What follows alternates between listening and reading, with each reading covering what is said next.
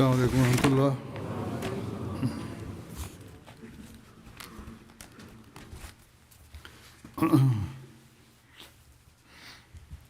أشهد أن لا إله إلا الله وحده لا شريك له وأشهد أن محمدا عبده ورسوله أما بعد فأعوذ بالله من الشيطان الرجيم بسم الله الرحمن الرحيم الحمد لله رب العالمين الرحمن الرحيم مالك يوم الدين إياك نعبد وإياك نستعين اهدنا الصراط المستقيم صراط الذين أنعمت عليهم غير المغضوب عليهم ولا الضالين. तमाम अंबिया दुनिया में Të gjithë profetët erdhën në botë për të vendosur tauhidin, njëshmërinë e Allahut dhe për t'u mësuar këtë mësim popujve të tyre, por fatkeqësisht shumica e braktisën këtë tauhid. I dërguari i Allahut sallallahu alaihi wasallam gjithashtu erdhi me të njëjtin mesazh, erdhi për ta vijuar të njëjtën detyrë dhe për ta mbjellë shpirtin e këtij tauhidi, pra e kësaj njëshmërie të Allahut në zemrat e pasuesve të tij. Në përmbushjen e kësaj detyre, pozita që i përket profetit Muhammed sallallahu alaihi wasallam nuk i përket askujt tjetër. Nëse ai i ftoi njerëzit ta pranonin tauhidin, pra njëshmërinë e Allahut, ai, duke marrë dije nga Allahu i Madhërisëm, paraqiti argumente për ta pranuar tauhidin. Nëse ai bëri xhihad kundër shirkut, nuk e bëri pa argumente, por e shpjegoi të keqen e shirkut dhe duke e shpjeguar krijoi urrëtie ndaj tij dhe pasuesit e tij e dëshmuan me veprat e tyre se mësimi i tauhidit dhe urrëtia ndaj shirkut u përthithën në palcën e tyre. Kjo sepse mësimi që Allahu i Madhërisëm i zbriti atij ishte aq gjithëpërfshirës dhe me aq shumë ndikim, sa që asgjë nuk mund të mendohe që dikush ta kuptonte thellësinë e tij dhe pastaj të largohej prej tij. Ky mësim i tij që ndikoi te pasuesit ishte me ndikim sepse ai vet, pra profeti vet ishte pasqyra e tij e vërtet në çdo fjalë dhe vepër. Dhe për mësimin madhështor që Allahu i Madhërisëm i dha në këtë drejtim, vet profeti Muhammed sallallahu alaihi wasallam ishte shembull praktik. Ai kishte merak që ashtu si kombet e tjera i kthyen profetet e tyre në faltore, pra varret e profetet e tyre i kthyen në faltore, ky mëkat i frikshëm të mos shfaqe edhe në umetin musliman. Ai u lut Zotit mbrojtje nga një situatë e tillë që kur të mos vihe përballë Allahut të Madhërisëm si ortak, dhe e këshilloi edhe umetin e tij që kur të mos e bëjnë atë mjet shirku, që shikimi i tyre të mos drejtohet kur tek dikush tjetër përveç Allahut të Madhërisëm. Në hutbet e kaluara kam përmendur dashurinë për Allahun ose adhurimin në çdo rast që paraqita nga jeta e profetit sallallahu alaihi wasallam në këtë kontekst, जिस वाकया को भी ai të çonte drejt tauhidit, वो ose në të shihe një zjarr, një mall, या इसमें një ngrohtësi तौहीद के क़याम के për vendosjen e tauhidit. एक तड़प नजर आती थी और ये जहां Dhe kjo përveç se tregon pozitën më të lartë që Allahu i Madhërisëm i dha profetit alayhis salam që nga fëmijëria për vendosjen e tauhidit, वहां na bën ताला की उतरी हुई të तालीम kuptojmë edhe जो कामिल thelësinë e mësimit të tij të plot për jetën e përtejme. हमें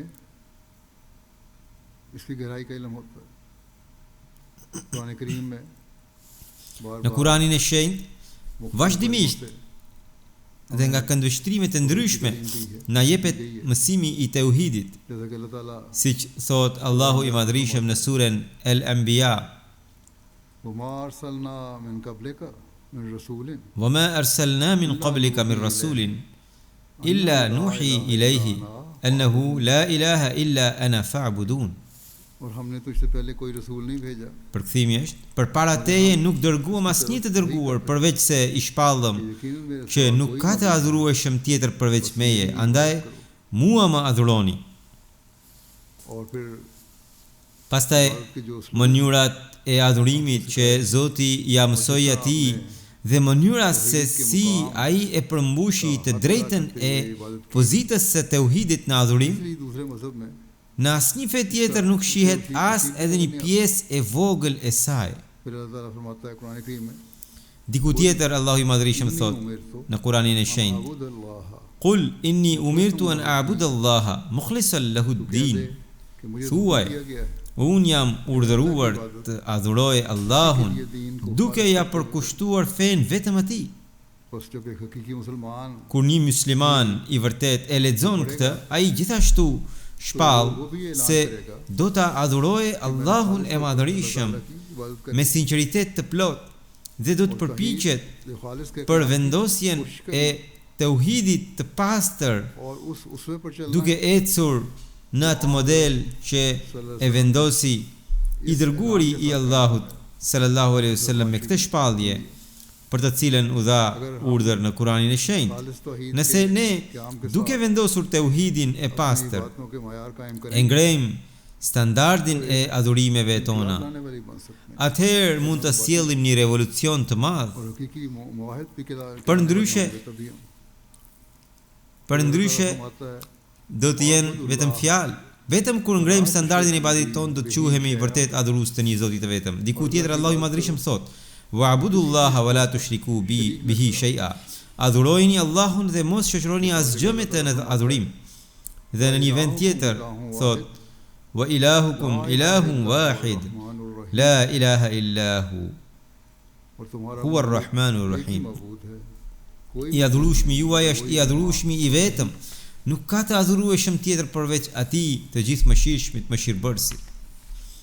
फिर कुरान करीम के आखिर Në fund të Kuranit të Shenjtë, Allahu i Madhërisëm का ऐलान फरमाता है shpall vendosjen e tauhidit अल्लाहु अहद duke thënë: "Qul huwallahu ahad, वलम यूलद Allahu samad, lam yalid wa lam yulad wa lam yakul lahu kufuwan ahad." Thuaj, ai është Allahu i vetmi, ना उसने किसी Allahu është i pavaruri, ना वो जाना गया ai nuk ka lindur askënd dhe as nuk është i lindur, dhe askush nuk ka qenë asnjëherë i barabartë me të. ताला ने यहाँ Kështu, këtu Allahu i Madhërisëm shpall refuzimin e çdo lloji shirku dhe i urdhëron सल्लल्लाहु अलैहि वसल्लम से फरमाया इसका ऐलान दुनिया में कर të dërguarin e Allahut sallallahu alaihi wasallam ta shpall वाले भी ये पढ़ें këtë në botë.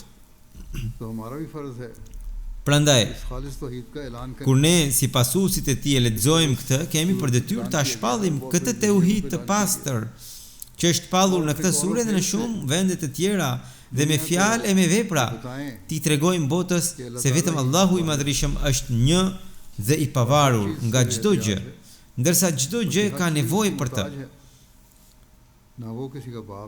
Ai nuk është as baba, as bir, dhe as kush nuk mund të jetë si ai. Kjo është një shpallje që hedh poshtë mësimet e shtrembëruara të çdo feje.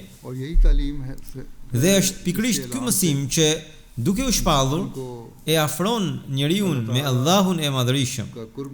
Dhe modeli më i lartë i kësaj është prisi dhe udhëheqësi ynë Hazrat Muhammed Mustafa sallallahu alaihi wasallam.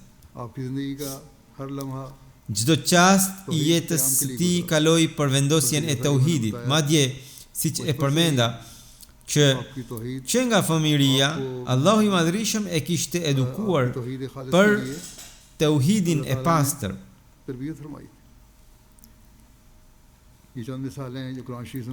Këto janë vetëm disa shembuj nga Kurani i Shenjtë. Kurani është i mbushur me këtë mesazh. Po paraqes edhe disa ngjarje nga jeta e të dërguarit e Allahut sallallahu alaihi wasallam, nga fëmijëria deri te deklarata e profetërisë, ku shihet malli dhe dashuria e tij për tauhidin dhe përpjekja për të. Natyra e të dërguarit të Allahut sallallahu alaihi wasallam ishte aq e pastër sa dashuria për tauhidin ishte vendosur në palcen e tij, në shpirtin e tij, dhe para se të arrinte pozitën e profetërisë, ai kishte neveri ndaj shirkut dhe ndaj adhurimit të idhujve. Transmetohet se Hazrat Ayman tregon Buvane ishte një idhull që Kurejshet e nderonin shumë. Ata shkonin atje dhe bënin kurbane dhe njëherë në vit qëndronin atje në itikaf. Abu Talibi shkonte me popullin e tij dhe donte ta merrte edhe të dërguarin e Allahut sallallahu alaihi wasallam me vete, por ai e refuzonte.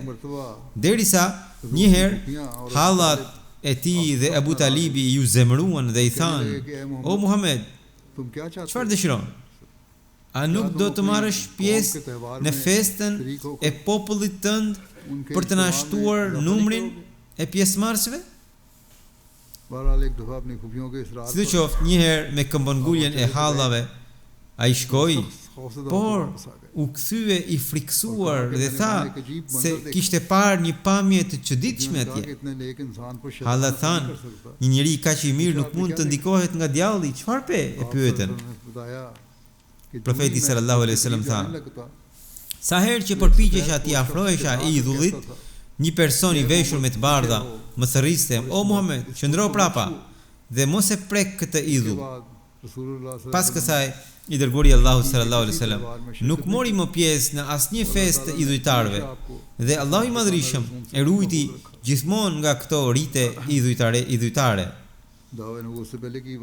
Kjo ishte para deklaratës së profetërisë.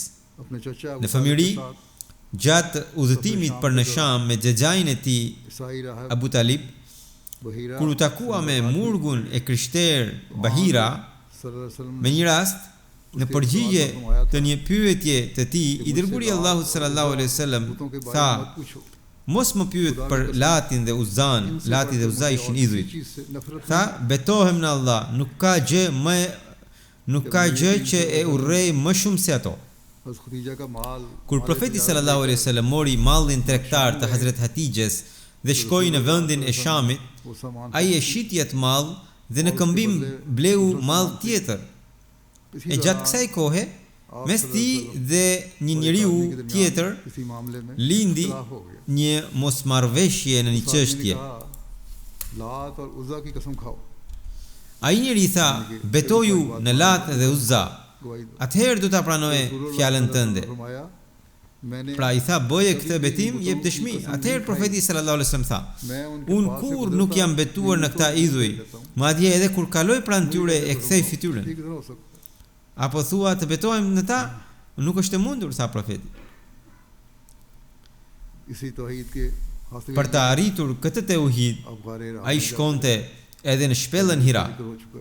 Ju kam përmendur edhe më përpara. Atje në zemrën e tij kishte një mall për adhurimin e Zotit të vetëm dhe për tauhidin. Hazrat Mirza Bashir Ahmad Sahib e ka përshkruar këtë pamje kështu. Pra ai thot, shpella Hira ndodhet në një nga malet e Mekës, në malin e njohur Hira, rreth 3 milje larg Mekës, sot quhet Jebel Nur. Profeti Muhammed sallallahu alaihi wasallam jo vetëm që kishte urrëtie ndaj idhujve, por ai ndjente edhe keqardhje për ata që i adhuronin idhujt dhe largoheshin nga Zoti i vetëm dhe i pashoq. Pra jo vetëm për veten, por edhe për njerëzit ai ndjente keqardhje sepse adhuronin idhuj. Para shpalljes ai shkonte në atë shpellë larg vendbanimit dhe adhuronte atje. Kur profeti Muhammed sallallahu alaihi wasallam arriti moshën 40 vjeç, një ditë i u shfaq Xhibrili dhe mbi të zbriti shpallja e parë, me të cilën Allahu i Madhërisht e caktoi si të dërguar. Me këtë shpallje të parë, profeti Muhammed sallallahu alaihi wasallam filloi t'i thërriste njerëzit drejt tauhidit të Allahut të Madhërisht dhe t'i jepte mësim kundër shirkut. Por në fillim ai nuk e shpalli hapur misionin e tij. Përkundrazi, filloi punën në heshtje dhe e kufizoi mësimin e tij vetëm në rrethin e atyre që e takonin.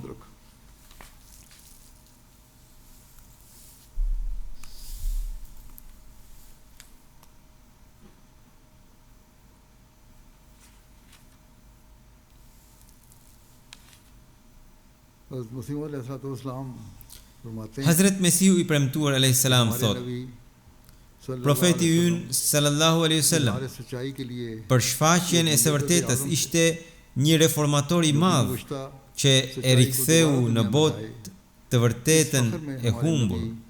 Në këtë detyrë askush nuk barazohet dot me profetin ton sallallahu alaihi wasallam, sepse ai e gjeti tërë botën në errësirë dhe me shfaqjen e tij ajo errësirë u shndrua në dritë. Në popullin ku ai u shfaq, ai nuk u nda nga kjo botë derisa i gjithë ai popull hoqi petkun e shirkut dhe veshi rrobat e tauhidit. Dhe jo vetëm kaq, por ata arritën shkallët më të larta të besimit. Ata rrëfyen vepra të sinqeritetit, të besnikërisë dhe të bindjes në atë mënyrë që shembulli i tyre nuk gjendet në asnjë pjesë të botës. Një sukses të tillë nuk gëzoi dot asnjë profet tjetër përveç profetit Muhammed sallallahu alaihi wasallam.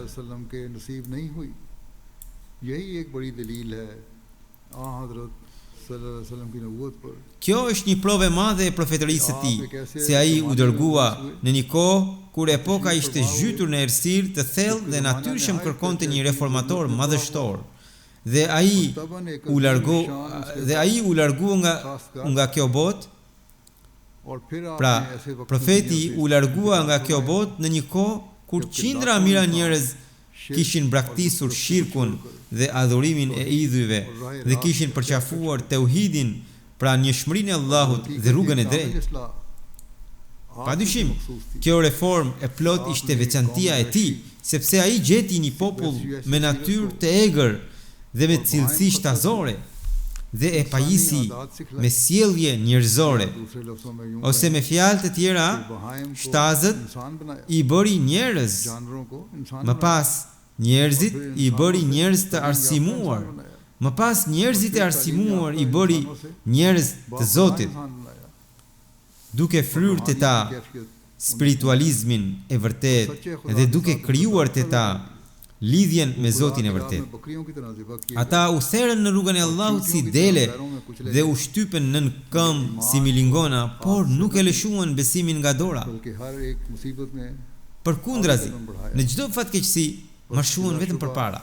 Prandaj, padyshim, profeti ynë sallallahu alaihi wasallam, për sa i përket vendosjes së spiritualizmit, ishte Ademi i dytë, madje Ademi i vërtet ishte ai, përmes të cilit dhe fal të cilit të gjitha virtytet njerëzore arritën përsosmërinë dhe të gjitha forcat e mira u vunë në punë dhe asnjë degë natyrës njerëzore nuk mbeti pa fryt. Dhe vulosja e profetërisë mbi të nuk ndodhi vetëm për shkak të kronologjisë kohore, por edhe për shkak se të gjitha përsosmëritë e profetërisë u përmbyllën tek ai. E diku tjetër, Hazret Mesiu premtuar al-Islam thot: O Zot, mira e mira falënderime për ty që na e tregove vetë rrugën e njohjes sate dhe duke zbritur librat e tu të pastër, na shpëtove nga gabimet dhe lajthitjet e mendimit dhe të arsyes. Paqja dhe bekimet qofshin mbi Hazret Profetin Muhammed, prisin e të gjithë të dërguarve sallallahu alaihi wasallam dhe mbi familjen e tij dhe sahabët e tij, përmes të cilit Allahu e solli një botë të humbur në rrugën e drejtë. Ai është edukatori dhe dobiprursi që e solli krijimin e humbur sërish në rrugën e drejtë. Ai është bamirësi dhe zotruesi i mirësive që i shpëtoi njerëzit nga fama e shirkut dhe e idhujve. Ai është dritë dhe shpërndarës drite që përhapi në botë dritën e tauhidit. Ai është i urti dhe mjeku i kohës që vendosi në drejtësi zemrat e shtrembëruara. Ai është fisniku dhe shenjë mrekullie që u dha jetë të vdekurve. Ai është i mëshirshmi që u brengos dhe ndjeu dhimbje për umetin. Ai është trim dhe hero që na nxori nga goja e vdekjes. Ai është i dhemshur dhe vetmohues që përkuli kokën në adhurim ndaj Allahut duke u bërë tërësisht vetmohues. Ai është adhurues i përsosur dhe oqeani i njohjes, të cilit i pëlqeu vetëm madhëria e Allahut dhe që e hodhi poshtë çdo madhështi tjetër nga shikimi i tij. Ai është mrekullia e fuqisë të gjithëmëshirshme që megjithse i pashkolluar, doli mbi të gjithë në dijet hyjnore dhe provoi çdo popull fajtor për gabimet dhe lajthitjet e tyre.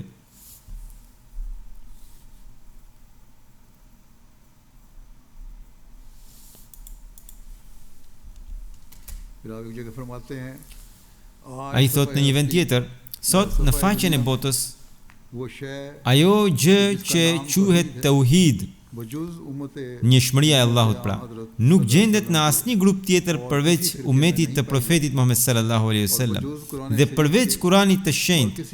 Nuk gjendet shenjë e ndonjë libri tjetër që të vendos miliona krijesa mbi njëshmërinë e Allahut dhe me madhërim të plot t'i udhëzojë drejt atij Zotit të vërtet. Çdo popull ka krijuar një Zot të vetin artificial. Zoti i muslimanëve është ai që është nga fillimi i përhershëm, i pandryshueshëm dhe në cilësitë e tij të përjetshme është ashtu siç ishte më parë. Por fatkeqësisht sot edhe umeti i Muhamedit po e harron nderin e këtij tauhidi dhe tauhidi i vërtet nuk ka mbetur te ta, ashtu siç e mësoi Allahu i Madhrishëm dhe pra ashtu siç u kishte mësuar Allahu i Madhrishëm dhe siç na e kishte udhëzuar dhe na e kishte mësuar me dhimbje profeti sallallahu alaihi wasallam. Për shkak se harruan tauhidin e pastër, nuk ka mbetur te ta as ai besimi i pastër në cilësitë e Allahut që duhet ta ketë një musliman.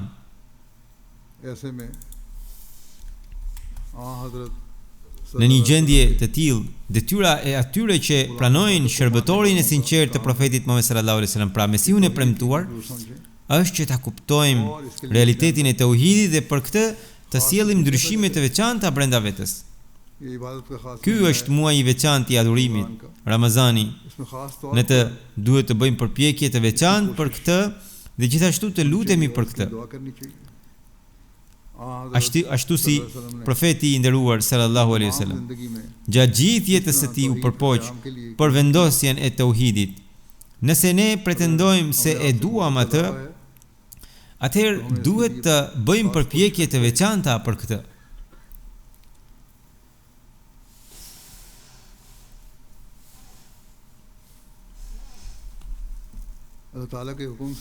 Me urdhrin e Allahut të Madhrishëm, ai pra profeti sallallahu alaihi wasallam përballoi vështirësi dhe dhimbje në përpjekjen për të vendosur njëshmërinë e Allahut.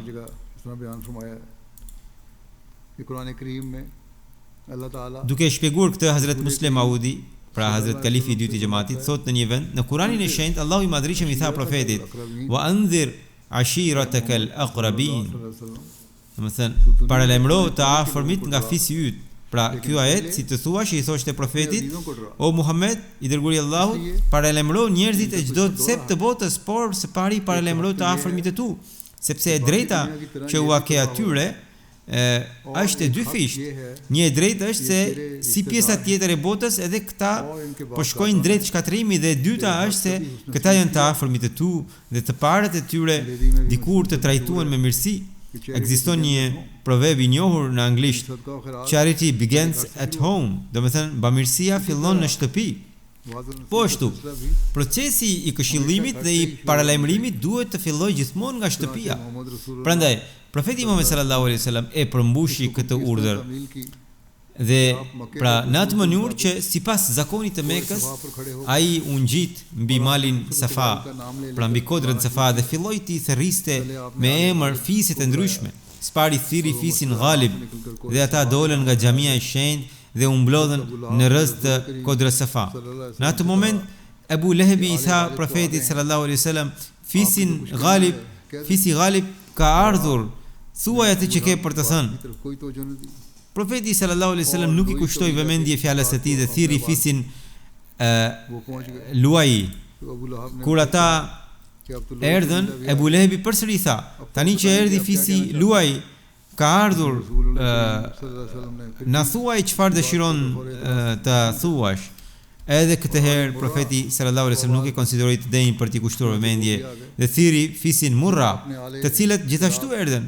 Pastaj thiri fisin Kilab dhe fisin Kusej, derisa u mblodhen të gjithë njerëzit. Ata që nuk mundën të vinin vetë, dërguan lajmëtar që t'u tregonin pse ishin mbledhur atë ditë. Kur u mblodhen të gjitha fiset e Mekës, përfshirë Kurejshet, profeti sallallahu alaihi wasallam filloi tu drejtohe dhe tha: "Më thoni, nëse do t'ju njoftoja se pas këtij mali është mbledhur një ushtri e madhe që synon t'ju sulmoje, a do të më besoni?" Ata u përgjigjen: "Sigurisht, do të besojmë, sepse gjithmonë të kemi njohur si të ndershëm dhe të vërtet." Ata që i njohin rrethinat e Mekës e din se kjo pyetje e profetit sallallahu alaihi wasallam në thelb ishte si t'u kërkonte të pranonin diçka të pamundur. Bagtit e Mekasve kullosnin në luginën, pra dhe ishte pamundur që një ushtri të qëndronte e fshehur atje. Megjithatë, aq e fortë ishte përshtypja e vërtetësisë së tij mbi ta, sa ata deklaruan: "Edhe nëse sytë tan nuk do ta shihnin, prapë se prapë do të besojmë, sepse në sytë tan vërtetësia jote është përtej çdo dyshimi." Kur ata shprehen një zëri këtë bindje dhe besim ndaj tij, ai tha, pra profeti tha: "Atëherë dëgjoni, ju sjell një njoftim të rëndësishëm. Jam caktuar nga Allahu i Madhreshëm si i dërguari i tij. Prandaj ju them se nëse doni të shpëtoni nga ndëshkimi i Allahut të Madhreshëm, më ndiqni mua." Sapo e tha këtë, Abu Lehebi thiri me zemrim: "Tabban laka sairu al-ayami, ali hadha jama'tana?" Qofshi shkatëruar madhalla, për këtë na mblodhe? Dhe edhe të tjerë filluan të qeshnin dhe të talleshin ndërsa u shpërndan. Megjithatë, kjo tallje dhe kundërshtim nuk e penguan profetin sallallahu alaihi wasallam nga përpjekja për vendosjen e njëshmërisë së Allahut. Ai vazhdoi me vendosmëri në këtë përpjekje, siç e përmenda, tallja lindi dhe kundërshtimi u shtua më tej. Hazrat Mirza Bashir Ahmed Sahibi radhiyallahu anhu, duke u mbështetur në burime historike, e përshkruan kështu këtë kundërshtim. Kundërshtimi ndaj tij ishte në përpjestim me madhështinë e misionit të tij.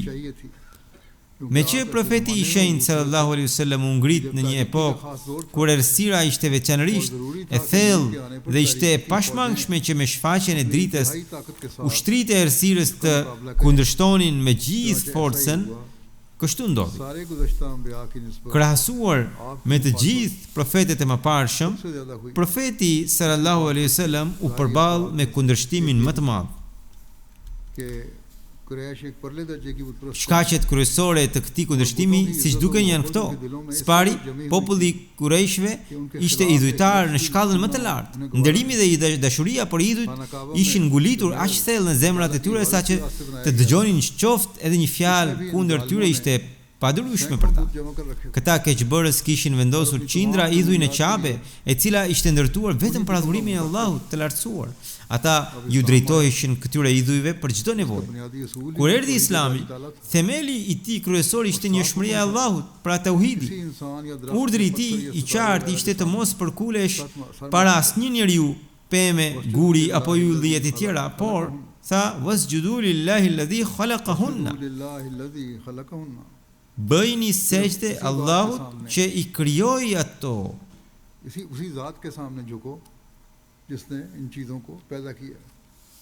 Për më tepër, fjalët e përdorura në Kuranin e shenjtë për t'i përshkruar idhujt e Kurejshve ju duken atyre shumë fyese, sepse u shpallën lënë djegse e zjarrit të ferrit. Këto deklarata ndezën një zjarr në mesin e Kurejshve dhe ata u ngritën të bashkuar për ta zhdukur Islamin. Ishin edhe shkaqe të tjera, por ky është një nga kryesorët.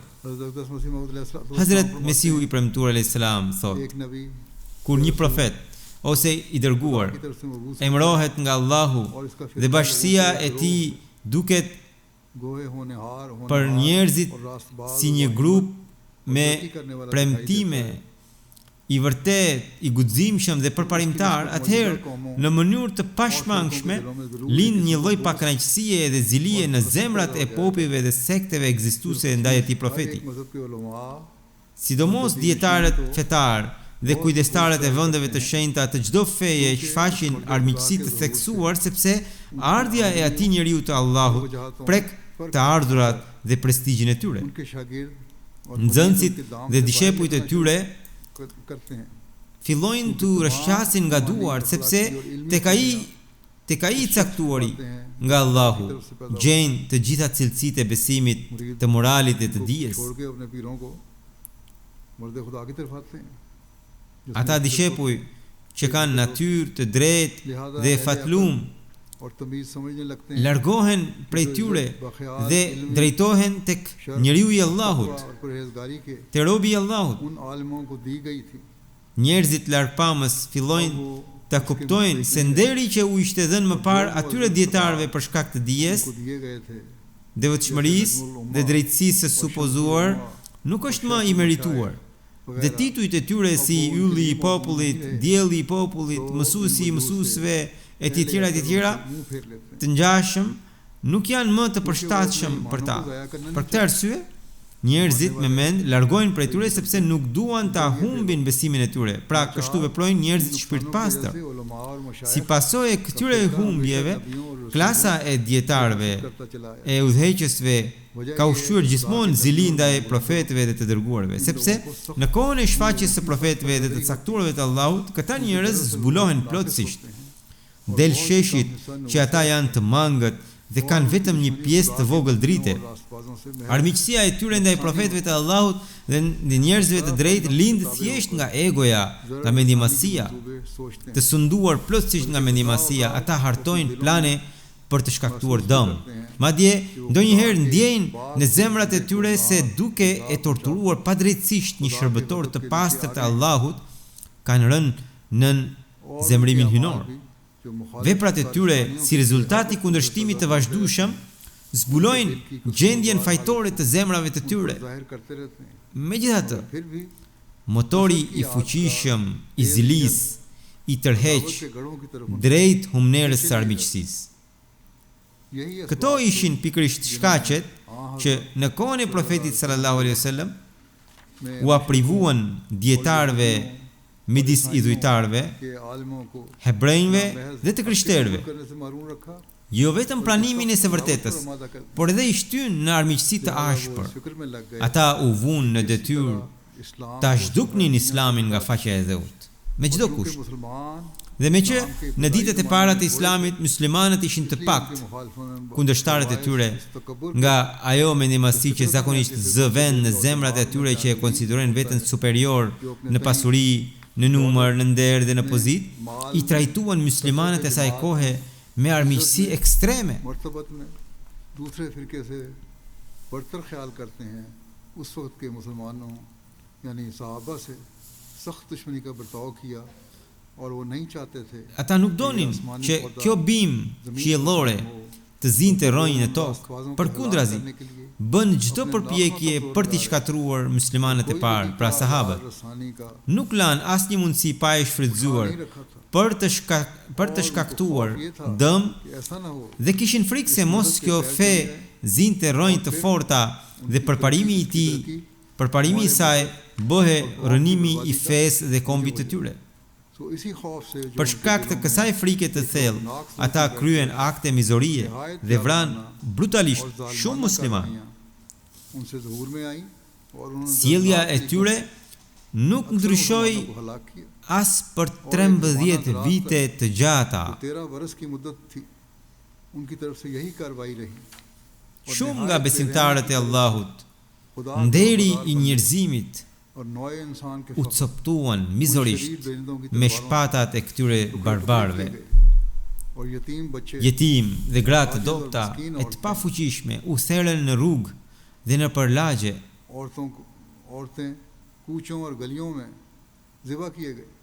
Edhe atëherë, Allahu i Madhërisëm urdhëroi të mos ketë hakmarrje ndaj së keqes. Këta njerëz të drejtë dhe të zgjedhur ju përmbajtën këtij urdhri me përpikri. Ndërsa rrugët u skuqen nga gjaku i tyre, ata nuk nxorën asnjë fjalë. U therrën si kafsh, por nuk protestuan.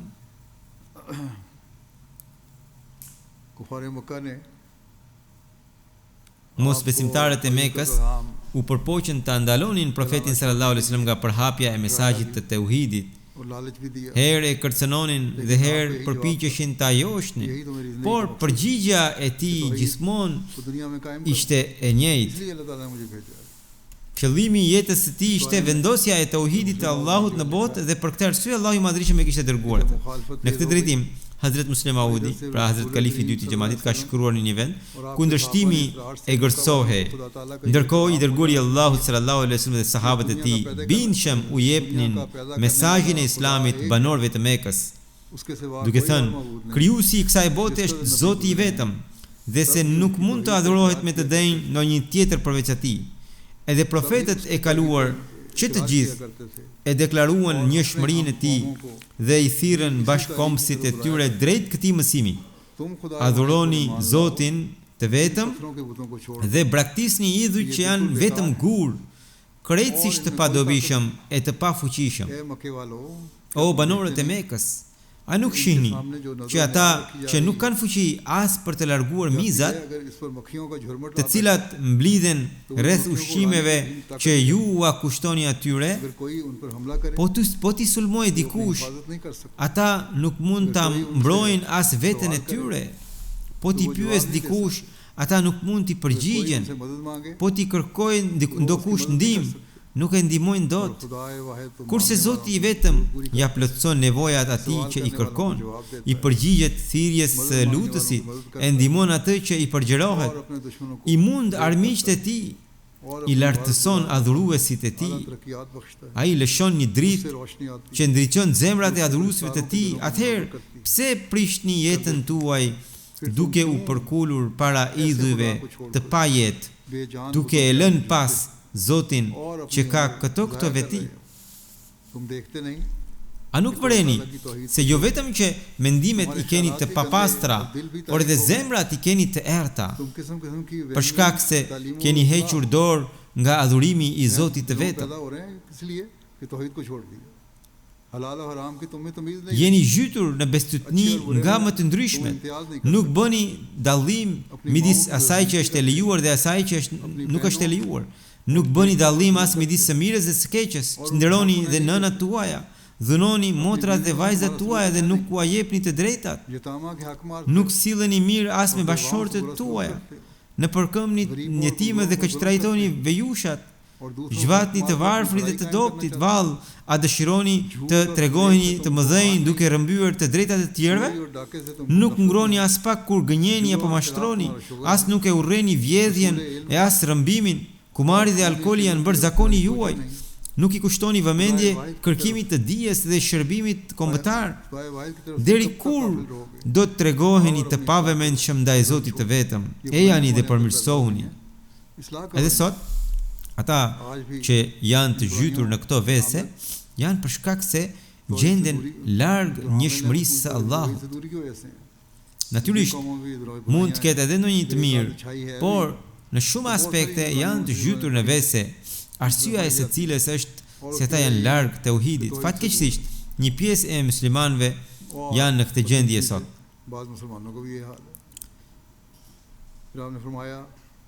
Hazrat Kalifi dytë Matej vijon duke përshkruar mesazhin e muslimanëve të atëhershëm thotë: "Lëreni dhunën dhe jepuni të drejtat atyre që u takojnë. Nëse Zoti ju ka begatuar, shërbejini popullit e kombit dhe shpenzojeni pasurinë tuaj për zhvillimin e jetës së të dobëtve dhe të varfërve. Nderoni gratë dhe jepuni të drejtat edhe atyre. Jetimet kujtojini si amanetet e Zotit të lartësuar, kujdesuni për ta dhe këtë konsiderojeni si një mirësi madhore. Përkrahni vejushat, bëni mirësi dhe vendosni takvan, pra drejtje ndaj Zotit. Jo vetëm drejtësinë, përvetësoni edhe mëshirën dhe mirëbërësinë. Të mos shkojë kot ardhja juaj në këtë botë. Lini gjurmë të mirë. Lini gjurmë të mira, në mënyrë që të quheni mbjellës të mirësive të përhershme. Nderi I vërtet qëndron jo në rrëmbimin e të drejtave, por në sakrificë dhe në vetmohim. Prandaj bëni sakrificë që t'i afroheni Zotit. Tregohuni vetmohues para robërve të Tij në mënyrë që e drejta juaj të sigurohet tek Ai, pra tek Allahu. Këto shenja janë të atyre që vendosjen në njohshmërinë e Zotit. बेशक हम कमजोर हैं मगर हमारी कमजोरी को ना देखो. Padyshim jemi të dobët, pra sahabët njoftuan që padyshim jemi të dobët, por mos se nënvlerësoni gjendjen tonë të dobët, sepse tashmë u mor vendimi në qiell që së vërtetës do të jepet qeverisja. Përmes profetit Muhammed sallallahu alaihi wasallam do të vendoset peshorja e barazisë dhe të ngrihet sundimi I drejtësisë dhe I mëshirës, në të cilin askush nuk do të dhunohet, askush nuk do të ndërhyjë në çështjen e fesë. Atëherë do të zhduken edhe padrejtësitë që u bohen grave dhe sklevërve, dhe në vend të pushtetit të shejtanit do të vendoset sundimi I Zotit të vetëm. Kur mësimet e sipërshënuara shpesh u lexoheshin Mekasve, njerëz me natyrë të pastër filluan të tërhiqeshin pas Islamit. Atëherë, një ditë krerët e Mekës, paria e Mekës u mblodhën, shkuan te xhaxhai I profetit Ebu Talibi dhe I thanë: "Jeni kryetari ynë dhe për hirin tuaj nuk I kemi thënë asgjë nipit tuaj Muhamedit, por tani ka ardhur koha që ne të marrim një vendim përfundimtar ndaj jush. Këshillojeni atë dhe merreni vetë në pyetje se çfarë dëshiron ai nga ne. Nëse kërkon nder, jemi të gatshëm ta pranojmë kryesinë e tij. Nëse kërkon pasuri, secili nga ne mund të jap një pjesë të pasurisë së vet. Nëse kërkon të martohet me dikë, cilën do vajzë të na tregojë ai, ne do ta sjellim atë në martesën e tij. Ne nuk duam asgjë nga ai dhe nga asgjë nuk e pengojmë atë, vetëm se ai nuk duhet të flasë kundër idhujve tanë. Le të thotë se Zoti është një, por të mos thotë se idhujt janë të këqij. Nëse ai pranon vetëm kaq nga ne, atëherë ne mund të pajtohemi me të. Ju këshillojini atë dhe bindeni që ta pranojë propozimin ton, përndryshe do të ndodhë njëra nga dy gjërat, thanë ata. Ose ju duhet të ndaheni nga nipi juaj, ose populli juaj do të mohojë kryesinë tuaj dhe do t'ju braktisë ju. Për Ebu Talibin, që të dyja ishin shumë të rënda, arabët zakonisht nuk mbanin shumë para. Për ta gjithçka ishte bajraktarizmi. Prisit jetonin për popujt dhe popujt për prisit.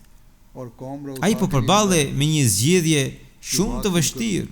E thiri profetin Muhammed sallallahu alaihi wasallam dhe tha: "Bir, më erdhi populli im dhe më dha këtë mesazh. Më thanë se deri ku mund të bëj kompromis. Ata dhe thanë se nëse ti nuk do të zgjedhësh asnjërin nga propozimet e tyre, atëherë unë do të braktis ty. Përndryshe ata do të më mohojnë dhe do të më braktisin mua." अगर वो इस पर भी अपने तरीके से बाज नहीं आता तो आपका काम है कि उसे छोड़ दें और अगर आप उसे छोड़ने के लिए तैयार ना हो तो फिर हम लोग आपकी रियासत से Ebu Talibi आपको छोड़ देंगे. U përlot duke thënë këto gjëra. Lotët e xhaxhait e prekën edhe nipin, por ai tha: "O xhaxhai im, nuk të them që ti t'i shmangesh popullit tënd dhe të më përkrahësh mua. Pas një frikë, mos më mbështet dhe bashkohu me popullin tënd. Por unë betohem në atë Zot të vetëm. Edhe sikur ata të më sjellin diellin në dorën time të djathtë dhe hënën në dorën e majt. Prap se prap, unë nuk mund të heq dorë nga misioni im për të predikuar njëshmërinë e Zotit. Unë do të vazhdoj të jemi angazhuar në punën time derisa Zoti të më jap vdekjen. Ti mendo për veten tënde. Përgjigja e tij e palëkundur, e drejtë e sinqertë ishte mjaftueshme për t'i hapur sytë Ebu Talibit. Ai e kuptoi që edhe pse nuk kishte gjetur guximin për ta besuar atë, ishte fatlum ta dëshmonte besimin e patundshëm të nipit, që për të ishte më shumë se gjithçka. O nipi im, shko dhe vazhdo detyrën tënde. Le të më braktis populli im nëse dëshiron, por unë ty nuk të braktis dot, ju përgjigj Ebu Talibi.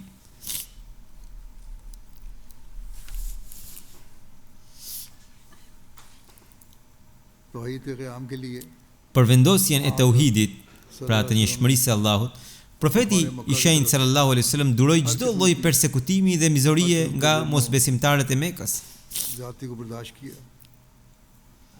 Të njëjtën frym ai e ronjosi edhe te sahabët e tij, siç e ka shkruar edhe Hazrat Mesiu premtuar selam.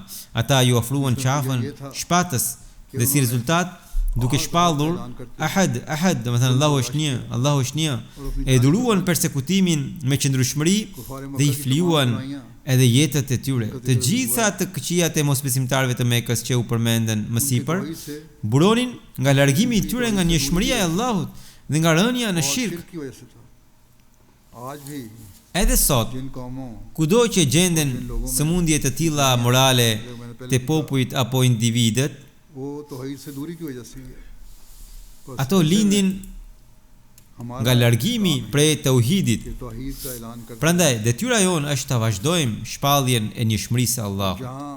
Dhe kudo që e përcjellim këtë mesazh të tauhidit, duhet përpiqemi edhe për një ndryshim të dukshëm në gjendjen tonë shpirtërore dhe morale. Vetëm atëherë mund të numërohemi vërtet ndër ata që besojnë në tauhid dhe që veprojnë sipas urdhrave të Allahut të Madhërisëm. Allahu i Madhërisëm na dhënë mundësinë ta bëjmë këtë.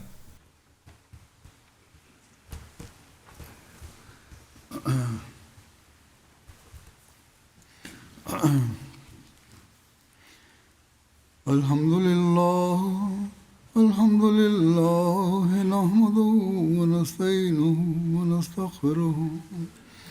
ونؤمن به ونتوكل عليه ونعوذ بالله من شرور أنفسنا ومن سيئات أعمالنا من يهده الله فلا مضل له ومن يضلل فلا هادي له ونشهد أن لا إله إلا الله ونشهد أن محمدا عبده ورسوله